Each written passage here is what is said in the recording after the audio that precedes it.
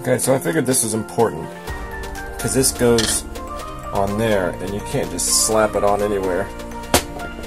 It glues right on top of here.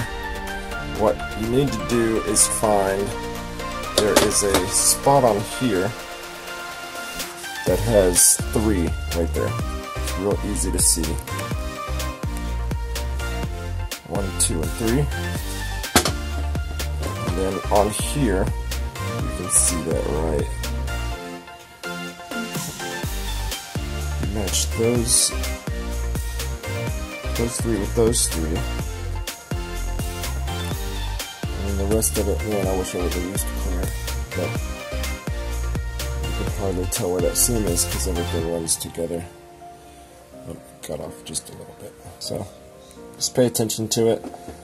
This lines up. You just gotta find the right, it's like a puzzle. Find them in the right spot. Now that it's glued all together, matches up really good.